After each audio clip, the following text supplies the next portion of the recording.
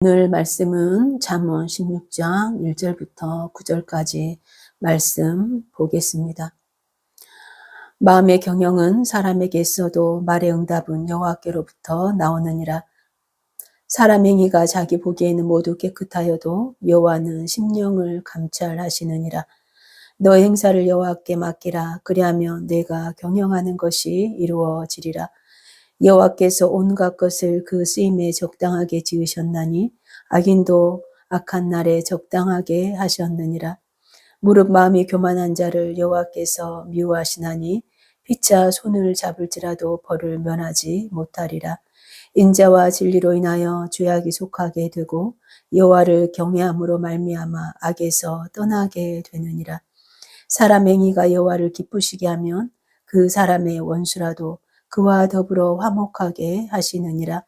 적은 소득이 공의를 겸하면 많은 소득이 불의를 겸한 것보다 나으니라.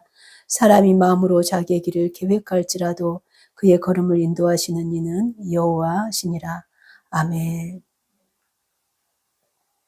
잠언 16장은 삶의 방향과 계획 그리고 하나님의 주권과 섭리에 대해서 깊은 교훈을 주고 계십니다. 우리는 인생을 살아가면서 끊임없이 선택의 기로에 서게 됩니다. 어떤 길을 선택해야 할까? 내가 세운 계획이 옳은 것인가? 이러한 질문을 누구나 한 번쯤은 하게 됩니다. 잠언 16장은 이러한 질문에 대한 해답을 하나님 안에서 찾으라 말씀하고 계십니다. 1절에 마음의 경영은 사람에게 있어도 말의 응답은 여호와께로부터 나오느니라 말씀합니다. 사람이 계획을 세우고 생각하지만 최종적인 결정권과 결과는 하나님께 달려 있다고 말씀하고 있는 것입니다. 이는 하나님의 주권과 하나님의 의존을 강조합니다. 2절에서는 사람은 자신의 행동을 옳다고 여길지라도 하나님은 그 마음과 동기를 판단하시는 분이라 말씀합니다. 우리의 길이 스스로 보기에는 깨끗하고 옳다고 판단할 수 있지만 하나님은 그 마음의 동기를 감찰하시고 그 의도와 생각까지도 아시는 분이십니다. 그러므로 우리는 겉으로만 의로운 척 하는 것이 아니라 하나님 앞에 진실한 마음과 순수한 동기로 나아가야 하는 것입니다. 하나님은 우리의 마음을 깊이 아시고 우리의 연약함을 이해하시며 그 앞에서 진실되고 겸손한 회개와 마음의 변화를 원하십니다. 3절에서는 우리의 계획과 행동을 하나님께 맡길 때 하나님께서 그것을 바르게 인도하신다고 약속하십니다. 이는 하나님을 신뢰하고 의탁해야 함을 강조하는 말씀입니다. 4절에서는 하나님은 모든 것을 그분의 뜻과 목적에 따라 창조하셨다고 말씀하시면서 심지어 악한 자들도 하나님의 섭리 안에서 존재하고 그들 또한 결국 하나님의 공의를 드러내는 도구가 된다고 말씀합니다. 여기서 중요한 점은 하나님의 주권입니다. 모든 일은 우연이 아니라 하나님의 주권에 따라 되어진다는 말씀입니다. 5절에 교만은 하나님께서 가장 싫어하는 죄 중 하나임을 보여주고 있습니다. 오늘 잠언 16장 18절에도 교만은 패망의 선봉이요 거만한 마음은 넘어짐의 앞잡이니라 이렇게 말씀하고 있습니다. 여호와를 경외하는 자는 하나님께 겸손과 순종으로 나아가게 됩니다. 하나님 앞에서 자신의 위치를 정확하게 인식하고 하나님의 뜻을 따르게 되는 것입니다. 6절에서는 하나님의 사랑과 진리가 우리의 죄를 덮고 하나님을 경외하는 마음이 악을 떠나도록 만든다고 말씀합니다. 이 구절은 죄의 해결과 악에서 떠나는 길에 대해서 설명합니다. 하나님께서 죄를 어떻게 다루시는지, 우리가 어떻게 악에서 벗어날 수 있는지를 가리킵니다. 인자는 하나님의 자비와 사랑입니다. 진리는 하나님의 진리를 뜻합니다. 하나님은 그분의 자비와 진리로 우리의 죄를 용서하신다고 말씀합니다. 예수 그리스도의 희생이 바로 그 인자와 진리의 완전한 표현입니다. 우리가 하나님을 신뢰하고 그분의 인자와 진리를 받아들일 때 죄는 사해지는 것입니다. 하나님을 경외하는 마음이 우리를 악에서 떠난다고 말씀합니다. 하나님에 대한 깊은 존경과 두려움이 우리의 삶을 변화시키고 죄와 악에서 멀어지게 만듭니다. 하나님을 경외하는 마음이 있다면 우리는 죄를 미워하고 그 길을 떠나려는 마음을 갖게 됩니다. 7절에서는 하나님을 기쁘시게 하는 삶은 대인 관계에도 영향을 미친다고 말씀합니다. 심지어 원수들까지도 화평하게 만든다고 말씀합니다. 이 구절은 하나님의 기쁨을 얻는 삶이 어떤 영향을 미치는가를 말씀하고 있습니다. 하나님을 기쁘시게 하는 사람의 삶은 평화와 화목을 가져오는 것입니다. 하나님께서 기뻐하는 삶은 정직과 공의와 사랑과 겸손과 같은 하나님의 뜻에 맞는 삶입니다. 이러한 삶을 통해서 하나님과 깊은 관계를 나누고 그분의 뜻을 따르는 것은 우리에게 매우 중요합니다. 우리가 하나님의 뜻을 따라갈 때 하나님께서 우리의 관계를 회복시키시고 화해를 이루어 주신다고 약속합니다. 8절에서는 적은 소득이 공의를 경하면 많은 소득이 불의를 경한 것보다 나으니라 말씀합니다. 정직하고 의로운 소득은 불의로 얻은 큰 재물보다 훨씬 더 가치가 있다는 것입니다. 하나님께서는 바른 삶을 더 중요하게 여기심을 봅니다. 이 구절은 정직과 의로움을 강조하고 불법과 부정을 통해 얻은 재물보다 적은 재물이라도 의롭게 얻은 것이 더 낫다는 교훈을 줍니다. 세상에서는 종종 빠른 부를 추구하거나 부정한 방법으로 얻은 재물이 인기를 끌기도 하지만 하나님은 의로움을 더 소중하게 여기십니다. 의롭게 얻은 적은 재물은 하나님 앞에서 바르고 그 사람의 마음과 삶을 깨끗하게 유지하게 만듭니다. 불법으로 얻은 많은 재물은 결국 그 사람에게 해를 끼치게 되는 것입니다. 부정직한 방법으로 얻은 부는 평화와 안정을 가져오지 못합니다. 오히려 하나님의 심판과 불행을 초래할 수 있는 것입니다. 불법적인 방법으로 얻은 재물은 결국 사람을 망하게 하는 것입니다. 9절에는 인간은 계획을 세우지만 최종적으로 그 길을 인도하시는 분은 하나님이라고 말씀합니다. 이는 하나님의 진리를 신뢰해야 함을 다시 한번 강조하고 있는 말씀입니다. 사람은 누구나 미래를 계획하며 살아갑니다. 직장 내의 목표와 또 가정의 계획과 개인적인 꿈이나 소망까지 우리는 다양한 영역에서 계획을 세우며 살아갑니다. 그리고 성공을 꿈꾸며 더 나은 삶을 위해서 전략을 세우고 준비합니다. 그러나 우리의 그 모든 계획은 하나님의 주권 아래에 있음을 오늘 말씀을 통해서 보여주고 있습니다. 1절의 마음의 경영은 우리가 생각하고 계획하는 모든 것을 의미합니다. 우리의 계획이 아무리 훌륭하다 해도 최종 결과는 하나님의 손에 달려 있음을 보여주고 있습니다. 하나님 우리의 말과 행동의 열매를 결정하는 분이십니다. 우리의 말이 성공적인 응답으로 이어지는 것은 하나님의 허락 없이는 불가능한 것입니다. 우리는 종종 자신의 힘으로 모든 것을 이루려고 하지만 결국 그 성취의 문을 여시는 분은 하나님이심을 기억해야 합니다. 성경에 다윗이 골리앗과의 싸움을 준비하였지만 승리를 주시는 분은 하나님이셨습니다. 다윗은 작은 물맷돌 하나를 가지고 나아갔지만 그 물맷돌이 거인 골리앗의 약점을 정확하게 맞도록 하신 분은 하나님이셨습니다. 다윗도 고백하기를 이 전쟁은 여호와께 속한 것이라 고백하였습니다. 베드로는 밤새 물고기를 잡으려 했지만 한 마리도 잡지 못하고 실패하였습니다. 그러나 예수님의 말씀에 순종했을 때 그는 풍성한 열매를 얻었습니다. 일의 결국은 하나님께 달려 있는 것입니다. 우리의 역할은 최선을 다해 준비하되 그 결과는 하나님께 맡겨야 하는 것입니다.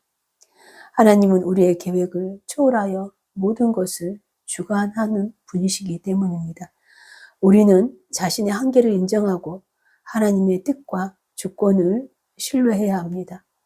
때로는 우리의 계획이 이루어지지 않을 수 있지만 그것이 하나님의 더 좋은 계획을 이루기 위함임을 우리는 알아야 합니다. 바울이 선교 여행 중에 아시아로 가서 복음을 전하려고 하지 않았습니까? 그러나 성령이 막으셨습니다. 그 결과 유럽 선교의 문이 열리게 되었습니다. 이처럼 하나님의 계획은 우리의 계획과 다를 수 있고 우리를 가장 선한 길로 인도하시는 하나님이심을 믿어야 하는 것입니다. 너의 행사를 여호와께 맡기라. 그리하면 네가 경영하는 것이 이루어지리라. 여기서 경영 또한 우리가 계획하고 또 행하는 모든 것들을 이루는 말입니다. 우리는 종종 인생에 무거운 짐을 혼자 지려고 합니다. 내 힘으로 계획하고 실행하고 결과를 만들어내려고 애를 씁니다. 그러나 하나님은 우리가 모든 것을 혼자 짊어지길 원하지 않으십니다. 본문은 우리가 삶의 모든 일을 하나님께 맡길 때 진정한 성취와 평안을 경험할 수 있다고 가르칩니다. 맡긴다라는 의미는 히브리어로 갈랄이라고 되어 있는데 이는 굴리다, 넘기다라는 뜻입니다. 즉 우리가 지고 있는 무거운 짐을 하나님께 넘기라는 뜻입니다. 이는 우리의 걱정과 또 계획과 목표를 하나님께 의탁하는 행동입니다. 하나님께 맡긴다는 것은 단순히 포기하거나 방관하는 것이 아닙니다. 우리의 계획을 하나님의 손에 의탁하고 믿음으로써 나아가는 것입니다. 우리의 행사를 하나님께 맡길 때 그 하나님의 능력과 지혜가 우리의 계획을 이루어 가십니다. 이루신다는 것은 우리의 뜻이 하나님의 뜻과 일치하여 열매를 맺게 한다는 것입니다. 우리의 계획이 하나님과 함께 할 때, 우리의 계획이 하나님의 계획이 될 때 그것은 실패로 끝나지 않습니다. 중요한 점은 하나님의 때와 방법을 우리가 신뢰해야 한다는 것입니다. 우리의 방식과 다를지라도 하나님의 계획은 언제나 최선임을 알아야 합니다. 우리는 종종 걱정과 두려움 때문에 하나님께 맡기지 못할 때가 많습니다. 모든 것을 내가 다 해야 될 것 같은 그러한 생각 가운데 우리는 하나님을 의탁하지 못합니다. 그러나 우리의 한계를 인정하고 모든 것을 맡길 때 우리는 하나님의 크신 능력을 경험하게 됩니다. 하나님 우리의 생각을 뛰어넘고 우리의 지혜를 뛰어넘는 분이십니다.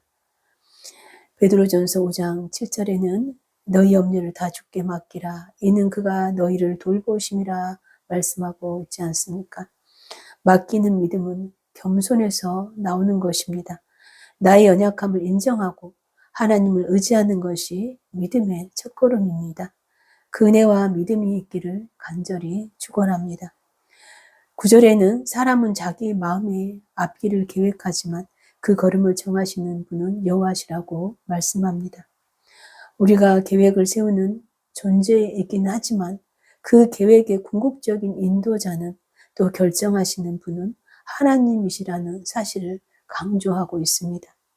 사람은 자신의 계획을 세우고 그것을 이루기 위해 노력합니다. 하지만 우리가 여기서 중요한 것은 우리가 계획을 세운다는 사실만으로 모든 것이 끝나는 것은 아니라는 것입니다. 그의 걸음을 인도하시는 분은 여호와시니라 이렇게 분명하게 말씀합니다. 이 부분에서 우리는 하나님의 섭리를 명확하게 깨닫게 됩니다. 하나님은 우리의 삶을 주관하시고 하나님의 뜻을 이루어 가십니다. 하나님은 우리의 걸음을 인도하시는 분이십니다. 우리가 계획한 대로 일이 되지 않을 때 그것이 실패라고 우리는 느낄 수 있지만 그러나 하나님은 그 상황 속에서도 우리가 알지 못하는 더 큰 계획을 이루어 가시고 계심을 믿으시기 바랍니다. 우리가 원하는 결과가 나오지 않은 것 같지만 하나님은 우리의 삶을 더 큰 선으로 이끄시기 위해서 때로는 다른 방향으로 인도하시기도 하십니다. 하나님의 섭리는 늘 완전하고 선하시고 우리의 이해를 초월하시는 하나님이심을 기억하시기 바랍니다. 어느 작은 마을에 한 농부가 있었습니다. 그는 매일 아침 일찍 일어나 밭을 가꾸고 열심히 일을 하며 하루를 시작했습니다. 그의 꿈은 자신의 밭에서 풍성한 수확을 얻고 그 수확으로 가정을 부양하고 행복하게 사는 것이었습니다. 그는 계획을 세우고 매일 그 계획을 실천해 나갔습니다. 그러나 어느 해에 예상치 못한 일이 일어났습니다. 봄철에 큰 폭풍우가 몰아쳐서 그의 밭을 완전히 망가뜨리고 말았습니다. 농부는 큰 충격에 빠졌습니다. 모든 노력과 계획이 모두 물거품이 되어버린 농부는 깊은 절망감에 빠져들었습니다. 그는 하나님께 이렇게 기도합니다. 주님, 제가 그토록 원했던 일이 이루어지지 않았습니다. 열심히 일했는데 왜 이런 일이 일어났습니까? 제 계획은 완전히 무너졌습니다. 그러나 그 후 농부는 그 폭풍 후에 다시 일어나 새로운 계획을 세웁니다. 그는 예전처럼 다시 밭을 가꾸기 시작했고 조금씩 새로운 희망을 품고 농사를 짓기 시작했습니다. 그 후에 몇 년이 지나자 예상치 못한 일이 일어났습니다. 그의 밭에는 그 누구도 예상하지 못했던 농작물들이 풍성하게 자라기 시작했습니다. 바로 폭풍이 지나간 후에 새로운 토양이 더욱 비옥해져 있었기 때문입니다. 그의 계획은 실패한 것 같았지만 하나님은 그 과정을 통해서 더 나은 길로 인도하신 것입니다. 우리는 종종 우리의 계획이 이루어지지 않거나 실패한 것처럼 느껴질 수 있지만 그 뒤에는 하나님의 더 큰 계획과 뜻이 있음을 기억해야 합니다. 하나님은 우리를 선한 길로 인도하시고 우리가 생각한 것보다 훨씬 더 좋은 길로 이끌어 가시는 분이심을 기억해야 합니다. 그러므로 여러분이 어떤 계획을 세울지라도 하나님의 뜻을 먼저 구해야 합니다. 무엇을 하든지 하나님께 기도하고 그분의 인도하심을 구하시기 바랍니다. 하나님은 여러분이 어디로 가야 할지 정확하게 아시기 때문입니다. 여러분이 새로운 계획과 일의 결과가 무엇이든 하나님이 우리의 삶을 선하게 인도하리라는 그 믿음을 가지시기 바랍니다.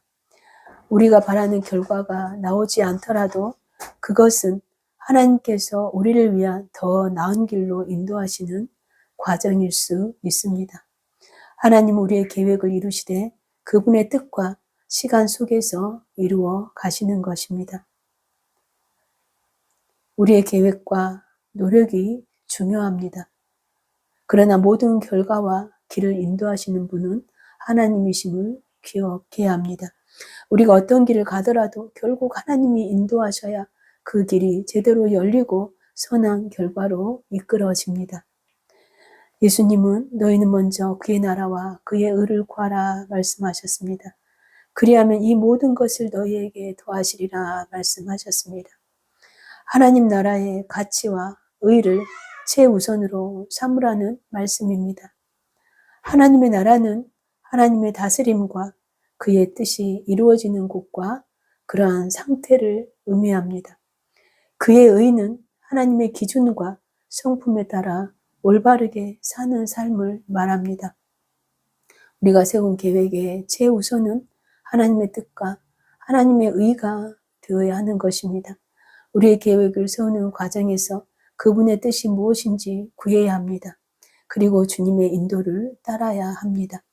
하나님의 뜻에 합한 계획을 세우는 것이 여러분이 세운 가장 최선의 선택이 될 것입니다.